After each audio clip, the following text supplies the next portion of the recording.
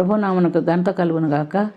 కీర్తనలో 143వ చరణము 8వ చరణం మనం చదువుకుంటున్నాము. అంటే నీ వైపు నా మనసు నేను ఎత్తుకొనిచున్నాను, నేను నడవలసిన మార్గము నాకు తెలియజేయము. దావీదు భక్తుని కీర్తన ఇది.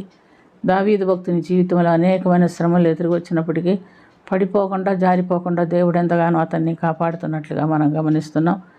మనమైతే సహజంగా ఈ లోకంలో ఒక ఆపద వచ్చినప్పుడు, ఒక కష్టం వచ్చినప్పుడు సహాయ నిమిత్తము చుట్టుపక్కల వాళ్ళని, మనకు ఇష్టమైన వారిని, మనకు ప్రియులైన వారిని వెతుకుతూ ఉంటాము. కానీ దావీదు తన మార్గములన్నిటిలో కారు జారిపోకుండా దేవుడు సహాయం చేస్తున్నట్టుగా మనం గమనిస్తున్నాం. అతను కూడా మనుషుల వైపు చూడక దేవుని వైపు చూచాడు కాబట్టి దేవుడి సహాయము చేసినట్టుగా మనం గమనిస్తున్నాం. ఉదాహరణకు మనం చూస్తే 1 సమూయేలు గ్రంథము 24వ అధ్యాయం 1 నుంచి 7 వరకు సౌలు రాజు దావీదును తరుముకుంటూ వస్తున్నట్టుగా మనం గమనిస్తున్నాం. సౌలు రాజుకు భయపడి దావీదు కూడా అడవిలో అరణ్యంలో పారిపోయి దాగుతున్నట్టుగా చూస్తున్నాం.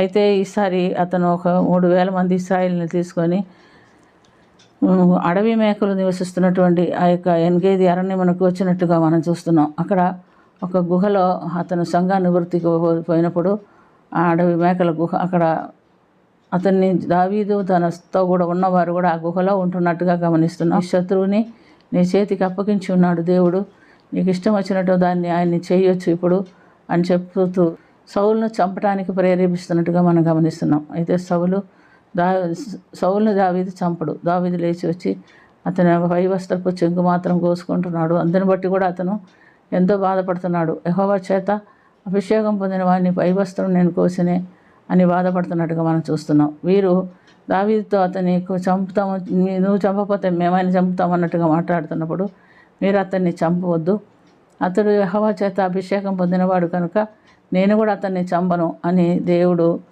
దావీదుకు ఒక మంచి ఆలోచన ఇచ్చి పాపం చేయకుండా దావీదు తనతో ఉన్నవారు కూడా పాపం చేయకుండా ఆపివేసినట్లుగా మనం చూస్తున్నాం.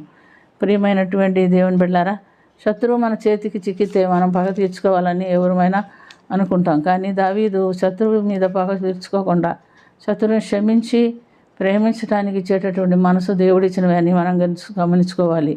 అందుకని తన జనులను అడ్డగించి సౌలుని చంపడానికి అనుమతి ఇవ్వలేదు దావీదు.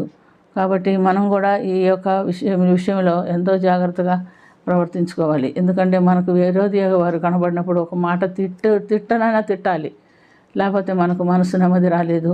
లేదా ఏదో ఒక విధంగా వాళ్ళ మీద పగ తీర్చుకోవాలనే ఒక మనసే ఉంటుంది మనకు.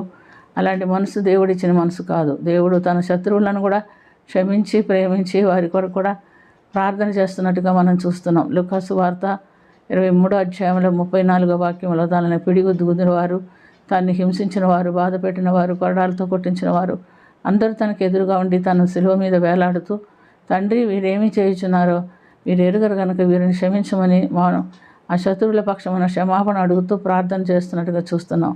అట్టి మనస్సు మనకు కూడా దేవుడు ఇచ్చినట్లుగా మనం ప్రార్థన చేసుకుందాం. ప్రేమ కలిగిన తండ్రి, కృప కలిగిన ప్రభు, యేసు రక్షక మీకు వందనాలు నాయన. దావీదు తన శత్రువు అయినటువంటి సౌలుని చంపడానికి ఇష్టపడలేదు కానీ క్షమించి విడిచిపెట్టినట్లుగా గమనిస్తున్నాం. మేము కూడా శత్రువులను ప్రేమించి విడిచిపెట్టి వారి కొరకు ప్రార్థన చేయగలిగే మనసు హృదయం మాకును దయచేయమని దీవించమని యేసుక్రీస్తు పుణ్య నామమున అతి మిక్కిలి వినయంతో అడిగి వేడుకొనిచున్నాము తండ్రి. ఆమేన్.